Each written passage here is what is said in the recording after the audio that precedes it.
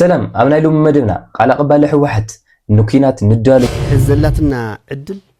حاد خوينا أفتهم سميرنا كم تانا كلتشون عصرت سلستن باك تملسنا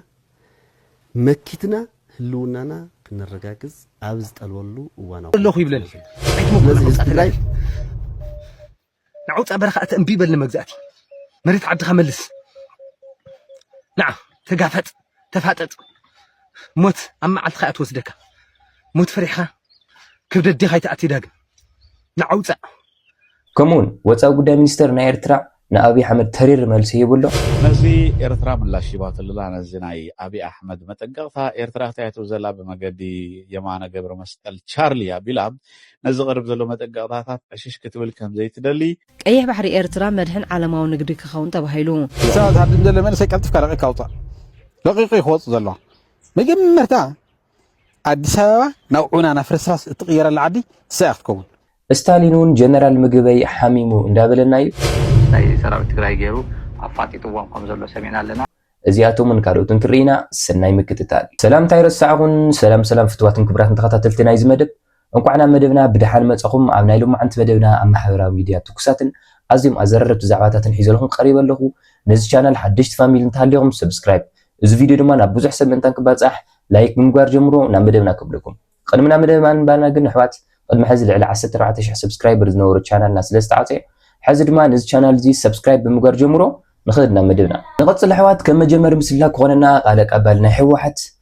أب عصوان كبان عين نبرن كنمكتينا يقولنا له استاذ مثل زين كتاتلو فتوات مقرات تختلتنا عصوان كبان ون بعصوان كبان كنمكخ كنبتن ون يدللو حزي كلنا نردو هنا نداد يلي هيا يلي مسرتاو شي قطع زبال نجر يلي أو تقراي كل نجر تعاصي قفيل له مالتي بزي أبيلنا خنمكتنون يدلي فيدرال منجست مالتي بزي كينات كسعر زدل العدلون تمازعبلتنا حز رخوا زلو مكرا كلنا نفلتنا يبتنوا له يموت له بأبيلهم تبتاتينهم كترفون عبيس رح يسرح زلو سلاز خمس مسألة شرحتاتون يخيد له إنه أزئن مفتحتات ون كن حبر سلاز جبنا حزي كم تجارو هزبنا ون كرد زلو حد عبي نجر ورك أو عدل بريتوريا سمع بريتوريا حزب فيدرال منجستي أفريسو تفتوى تزلا حزلاتنا عدل حاد خوينا أفتهم سميرنا كم تانا كلتشون عصرت سلستن باك تملسنا مكيتنا لونانا كنا الرجاجز عاوز تقولوا وانا وكنتاتينا زل سلازي حزب تجراي زيخ أمن الله كل حزبي حاد خوينا مكيتو انتحرت العيلو بركس أنينات حزب تجراي تعوتو وصي قرم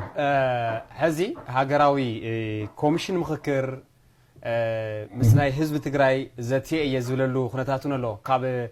تግራይ ون نابدي ساباز مصلو توكلتي او خنا دما مساتهم زتي خنتاتاي كم زمسل يلو زغلصلو خنتاتلو بسورخ خاب تግራይ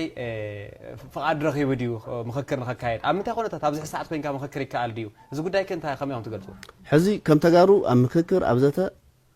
نأمن كمو دبدم أم مككر أبزته يأمن أوز مدايزي من نسقم يقولنا يكون ده أمبر مككر كوميشن إثيوبيا نحنا خلتشون عصر سلستن بإثيوبيا زمسنا ناي أنت تورر أمكن كاتن هلنا استعيشه which is كم تجارو علامون تايم قانو زين فلتو نزحلف حموش تعمتات إنها تقايدة سنة جن أزين حز تعدم تقولنا تجارهم نعتمد هارو يزولنا زل غير المنجستي انتهي أجندو انتهي أي تمككر زبل نجار منهم الفترة تأمره وصل خلته أو إثيوبيا حزين ناي تقرأ وكل الناس بهال النجار يلا ناي توكلت حزبي البرلمان وكلنا يولنا الفيدرالية وكلنا يولنا المكلاكية وكلنا يولنا الفتح تكالات وكلنا يولنا وحدا وكلنا عاوز يقولوا انتهينا لما خرج زبل نجار وصل خلته خن رئيس جبنا نجار يمالتي ساستاين رئيو جزء واحد إن تقرأ يتملسن حزبي تفنى على حزبنا أيتملسن تبتاتين إذنه وعلى بريتوريا بواننا أيتفصمن وعلى بريتوريا تفصمو نا بوليتيكا والزب أتينا منسي أنا يتم سجوا ملعلي نا مبجس نا يتم سجمات تفليتو تحتاتو أنت رجاجيسو باك نافتا قد مخناتات زنورات حاجة منجستاوي مسرحنا أتينا نافتا ኮንስቲቱሽናል ሪስቶሬሽን ተመሊስና ብሕገ መንግስታዊ መንገዲ ኢና ክንላዘብ ዘለና ሓስ ክንማኸር ዘለና ማለት እዩ ናብዚ ኣተውሞ ናብዚ በዚያ ንማኸር ተባሂሎም ተሓቲቶም መፅኦም እዮም ነይሮም እኮ ንውድብን ሓወሓት እውን ምስ ኣመራርሓ ውድብን ሓውን ተራኺቦም እዮም ለቅድም እዚያ ትፈፀም ኣብዚ ሓግዙ ካብዚያ ተበጊስና ድማ ነፍቲ ትብልዎ ዘለዎም ተባሂሉ እዚ ፖለቲካዊ ጉዳይ ንዓና ዝምልከት ኣይኮነን ኢሉ መገለ ማልና ኣብዚያ ና ቪድዮ ተኸታቲና ንመልስ ኣሕዋት ኢንተርቪው ገይሩ ከም ዘሎ ሪኢኩም ኣለኹም ብትግርኛ ኢንተርቪው ገይርዎ ብዙሕ ምስላታት ብዙሕ መጠንቀቕታታት ዘለዎ እዩ ክገብሮ ተራእዩ ዘሎ ኤኒዌይ ነዚ ኤርትራ ምላሽ ይባትልላ ነዚ ናይ ኣብይ ኣሕመድ መጠንቀቕታ ኤርትራ ታይቱ ዘላ ብመገዲ የማነ ገብረ መስቀል ቻርሊ ኣቢላ ነዚ ቅርብ ዘሎ መጠንቀቕታታት ዕሽሽ ክትብል ከም ዘይትደሊ መግለፂታት መራሕቲ ኢትዮጵያ ድማ ንዞባዊ ሰላምን ፀጥታን ዝድግፍ ከም ዘይኮነ ወይ ፅቡቅ ከም ዘይኮነን ሓደገኛ ሳዕቤን ከም ዘለዋ ኤርትራ ብመገዲ የማነ ገብረ መስቀል ቻርሊ ገይራ ምላሽ ይባ ዘላ ዝበዝሕ እዋን በዚ ሚኒስትሪ ዝገይራ ኤርትራ ዳርጋ ወግዓዊ ኣፈኛ ናይቲ ስርዓት እሱ እዩ ኣብ ዝተረኸበ ኣጋጣሚታት ይብል ቻርሊ እናተረጋገመ ዝቐርብ ዘሎ ናይ ሓደ ዓይነት ቃና ዘለዎ ተመሳሳሊ መርዛምን ዘይሕጋዊ መነዳይ ልኡላውነት እዩ ዝብሎ ዘሎ ነዚ ኢትዮጵያ ተረጋጋሚ ግዜ ኣፍ ደገ ባሕሪ እናበለት ተልዕሎ ዘላ ናይ ፖለቲካዊ ፀወታ ቲያትር ሰልፊ ብልፅግና እናሓደረ ናብ ትርጉም ኣልቦነት ይሰጋገር ኣሎ እዩ ዝብል እዚ ሚኒስትር እዚ እቲ ብስም ህፁፅ ኣድላይነት ልምዓት ነፂሁን ተሓፂቡን ዝቐርብ ዘሎ ጠለባት ዘየድሊ ግጭትን ዘይምርግጋእን ዘምፅእ እዩ ብምባል እዩ ዝነቕፎ ዘሎ ኤርትራ ነዚ ብከምዚ ኣገባብ መልሲ ይባትሉላ ኤኒዌይ ኣብይ ንህወሓትን ንህግደፍን ንክልቲኦም ዝገብርዎ ዘለዉ ሽርክነት ኣመልኪቱ ብትግርኛ እቲ ኢንተርቪው ገይርዎ ነይሩ ገለ ካብቲ ኣብኡ ዘልዕሎ ዝነበረ ምስላታት ከምዚ ዛዳዋ ተምፅኦ ኣለዋ ገለ ዓይነት ዘረባታት ክዛረብ ተሰሚዑ ነይሩ ካልእ ከም ቀደም ይመስለክን ውሕጂ ይወስደክን ዓይነት ዘረባታት እውን ነቶም ክልተ ውድባት ተዛሪቡ ነይሩ በዚ ወዲ ከምዚ ኣብ መንጎ እዚኦም ክልተ ወገናት ዘሎ ናይ ቃላት ዳርባ ይቕፅል ኣሎ ሕጂ ትማሊ ቅድሚ ትማሊ እውን በዓል ኣዳነች ኣበቤ ፕሬዚደንት ናይ ኢትዮጵያ ገለ ብዛዕባ ኣፍ ደገ ባሕሪ ተዛሪቦም ነይሮም ምስ ናይ ዓድዋ በዓል ምክንያት ንምግባር ነዚ መስል ሓድሽ ምዕባለታት ኣብ ኤርትራ ከም ሰማዕኹሞ ይፍትዋትን ክቡራትን ተኸታተልቲ ሓድሽቲ ምዕባለ ኣብ ትግራይ ከም ሰማዕኹሞ ሕወሓት ናብ ቃልሲ ናብ መኸተ ንዳሎ ነገር እዩ ዝብል ዘሎ ከምኡውን ብልዝብ ዝፍታሕ ነገር ስለዘየለ ብመኸተን ጥራሕ ክፍታሕ ዘለዎ እቲ ናይ መጀመርያ ኣማራፂና ልዝብ ምዃኑ ወይ ድማ ኣብ መንጎ ወንበር ኣብ ዙርያ ጠረጴዛ ኮፍ ኢልካ ክንፈትሕ ክንምኩር ኢና እዚ እንተዘይኮይኑ ግን ናብ ኩናት ከም ንኣቲ ዝገልፅ ዘሎ ከምኡውን ኣብዚ ካልኣይ ቪድዮና ከም ዝረኣናዮ ኤርትራ ብውጭ ጉዳይ ሚኒስተር የማነ ገብረ መስቀል ኣቢላ ንኢትዮጵያ ተሪር መልሲ ሂባ ነይራ ብኣፍ ደገ ባሕሪ ክብል ከም ዘይብሉን ከምኡውን እዚ ብትግርኛ ዝሃቦ ቃለ መሕተት ኣብዚ ናይ ቅድሚ ሕዚ ቪድዮና ኣምፂና ነርና ፍትዋትን ክቡራትን ተኸታተልቲ ኣብይ ኣሕመድ ብትግርኛ ዝሃቦ ቃለ መሕተት ነይሩ ንዕኡ መልሲ ሂባላ ኤርትራ ምንም ዓይነት ተቐባልነት ከም ዘይብሉን ንላዕላውነት ናይ ኤርትራ ዝዳፋእን ዝፃባእን ከም ዝኾነ እያ ገሊፃ ዘላ ኤርትራ ፍትዋትን ክቡራትን ተኸታተልቲ እስኹም ድማ ዘለኩም ሓሳብ ኣብ ቦታ ኮሜንት እናቕመጡ ኣሕዋት ጀነራል ምግበይ ሓሚሙ እንዳተባሃለ ኣብ ማሕበራዊ ሚድያ እንዳተወዝዐ ቀኒ ነይሩ ነዚ ዝኾን ሓሚሙ ድዩ ሓመመን ዝብል ነዚ ዝኾን ምስሊ ሒዘልኩም ቀሪበ ኣለኹ ፍትዋትን ክቡራትን ተኸታተልቲ ስታሊን ዝበሎ ሓሳብ ኣሎ እስቲ ብሓባር ኮይና ንከታተሎ ምስ ናይ ሰራዊት ትግራይ ገይሩ ኣፋጢጥዎም ከም ዘሎ ሰሚዕና ኣለና ምስ ናይ ኢትዮጵያ መከላከያ ሰራዊት ዝበሃል ኣብኡ ኣብ ሓደ ድፋዕ እትይዎም ኣሎ ሰለስተ መኻይን ፅዒኑ ናይ ምስፋኑ ክዋግኡኹም ኢሉ እዮም ሲዎም ነይሩ ዋግኡ ተነጊርዎም ዝመፀ ኣፋኒኦም ኢልዎም ግን ተረቢሉ ዘምፅኦም ናብ ናይ ዋጃ ግንባር ማዕዶ ምስቲ ኣብቲ ዋጃ ካብ ዘሎ ሰራዊት ትግራይ ማዕዶ ኣፋጢጥዎም ከም ዘሎ ሰሚዕና ኣለና ብዛዕባ ዕርቂ ወዲ ዕርቂ እናተባሃለ ደብረፅዮን ኣዲስ ኣበባ ከይዲ እዩ ዘሎ እንዳበሉ ኣብ ኣዲስ ኣበባ ዘሎ ሰባት ያው ናይ ብልፅግና ሰባት ማለት እዩ وحاسب وشتي طبق الله بقى صندوق تفرسالا ብልፅግና ትጠበቅ ኣላ ዝብል ጎስጓሳት ሰፊሑ ይካየደሉ ብቐጥታም ተዘዋዋሪ እዚ ነገር እዚ ክስፋሕፋሕ ይገብርዎ ኣሎ ነዚኣ ከም ሓጋዚ ክትከውን እያ ተባሂላ ተለቃተላ ወይ ፋይሪ ተወሰላ ኮይንካ ማል ሪሃ ትነቃብ ኣቦ ክትረቦ እምበር ህወሓት ኣማሌለ ተፋውል መግለፂ ይብላ ማሕበራዊ ሚድያ እዚኣ ቅድሚ 15 ወርሒ ኣዲስ ኣበባ ከይድና ክንዛተን ተለና ናይ ትግራይ ልኡኻት ዝነበረት ቪድዮ እያ እንታይ ዕላማ ኣለዋ ሕዚ 15 ወርሒ ከም ሓድሽ ቪድዮ ዝለቅዋ ዘሎ ዕላማ እንታይ ኣያይሉ ዘበላሎ እስተይ ሰላምታ ቀሪበ እዚኣ ሪኢኻ እያ ኢኻ ክንጅመር ዶ እሺ እዚኣ ለማዓንቲ ተያለኻ ያው ሪኢታ በላ እዚኣ عطاري كده عطر بينا نمر عايز كلهم اللي يا بس كان هو كبران تخطتلتي كم استخدمتلهم يو تمثلي ናይ ብልጽግና ሰባት እዮም እዚ ሸርሕ እዚ ዝሰርሖ ዘለው ይዝብለና ዘለው ስታሊን ከምኡውን እዛ ምስሊ እናተወዝዐት ዝቐኒት ምስሊ ካብ ቅድሚ 15 ወርሒ ማለት እውን ቅድሚ ዓመትን 3 ወርሕን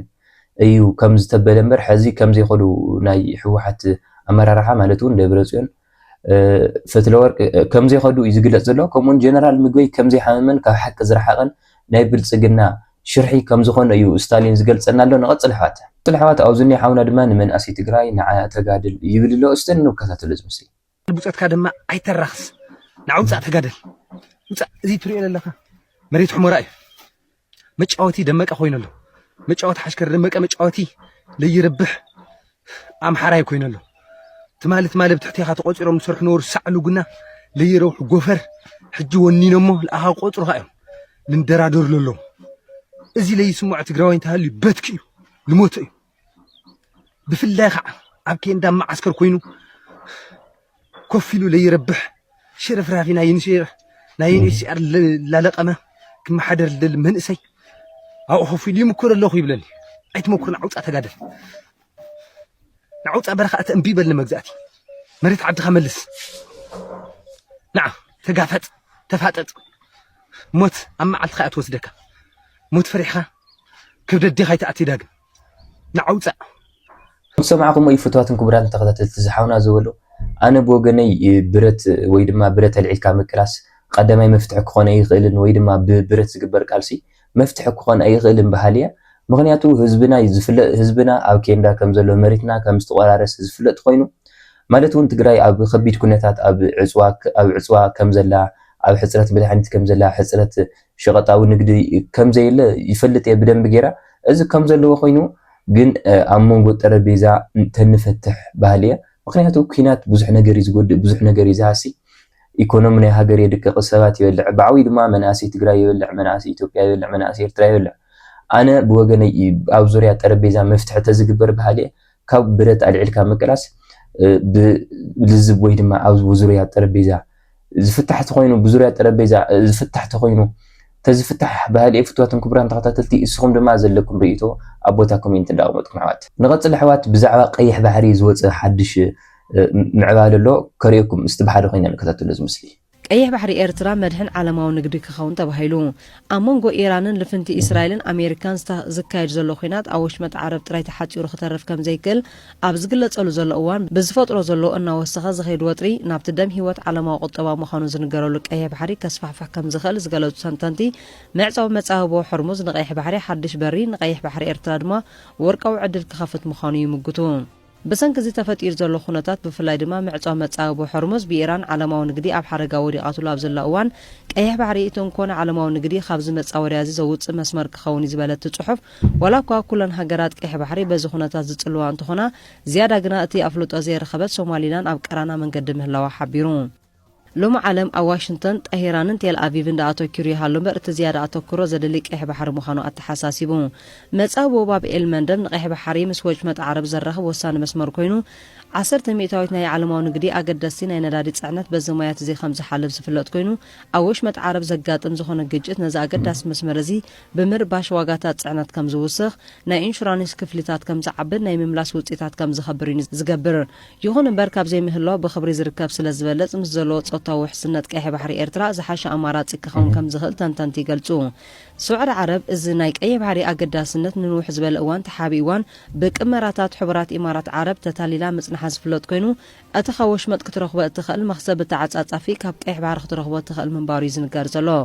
እዚ ኩናት ልዕሊ ኩለን ሃገራት ወሽመጥ ትምህርቲ ዝቃሰመት እንተሃልያ ሱዑድያ ዝበሉ ተንተንቲ ይበዝሑ ኣለዉ ኣብ ወሽመጥ ዓረብ ተፈጢሩ ዘሎ ግጭት ንኮንትሮባንዳ ቅርሰና ምንቅስቃስ ሚሊሻታትን ዘቃልዕ ብምዃኑ ነቲ ድሮ መደበር ወተሃደራዊ ቲያትር ኣሜሪካ ቻይና ወሽመጥ ቱርኪን ኮይኑ ዘሎ ቀይሕ ባሕሪ ንኽመጽኦ ዝኽእል ጸቕጢ ንኽጻወር ፈታኒ ከም ዝገብሮ ዝተፈልጦ ኮይኑ ሃገራት ቀይሕ ባሕሪ ኣብ ቀራና መንገዲ ኣትየን ምህላወን ዝትንተን ዘሎ ጅቡቲ ብኽትገብሮ ጸኒሐት ናይ ወጻኢ ሓይልታት ማዓስከራት ምድጓን ሓንቲ ካብተን ዕላማታት መጥቃዕቲ ኢራን ኮይና ኣላ ሱዳን ብዘለዋ ውሽጣዊ ቅልውላው ናይ ደጋ ሓይልታት ምትእታው ዝተቓልዐት ብምዃና ኣብቲ ጸወታ ክትህሉ ዘለዋ ተኽእሎ ኣዝዩ ትሑት ኮይኑ ሶማሊላንድ ድማ ምስ እስራኤልን ሕቡራት ኢማራት ዓረብ ብዘለዋ ምትእሳራት ሓንቲ ካብ ዕላማታት ኢራንን ሕቱን ኮይና ምህላዋ ዝፍለጥ ዘሎ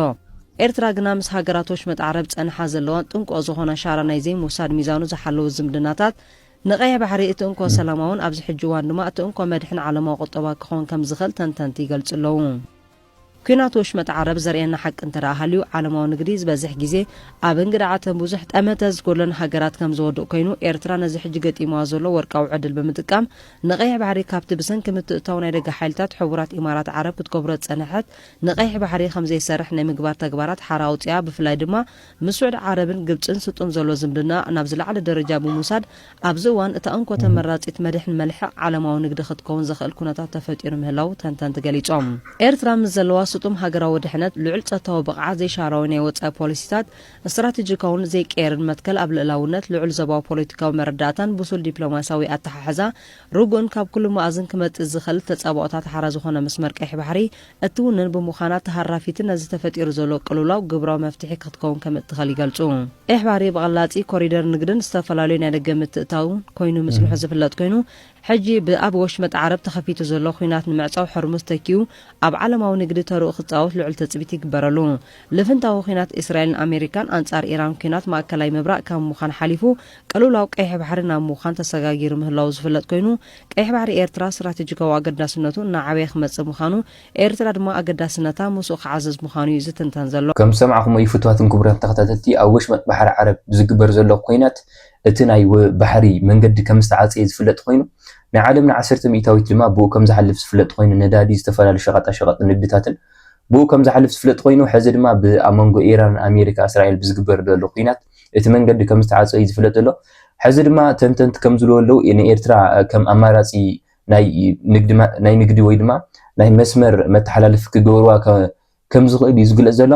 እዚ ተገይሮማ ድማ ንኤርትራ ብጣዕሚ እቲ ዝዓበየ ኣድቫንቴጅ ማለት እውን እቲ ረኺባቶ ዘይትፈልጥ ዕድል እዩ እዚ ዕድል እዚ ንኤርትራ ማለት እዩ ፍትዋትን ክቡራትን ተኸታተልቲ ንሎማዓንቲ ዝነበርና ጻንሒት እዚ ይመስል ነይሩ ነዚ ቻናል ሰብስክራይብ ዘይገበርኩም ሓደሽቲ ፋሚሊ እንተሃልዮም ሰብስክራይብ ብምግባር እዚ ቪድዮ ድማ ናብ ብዙሕ ሰብ ምንተን ክበፅሕ ላይክ ብምግባር ኣዝምዎ ብኻሊእ መደብ እስካብ ንራኸብ ሰላም ኣብዙ ዘለኹም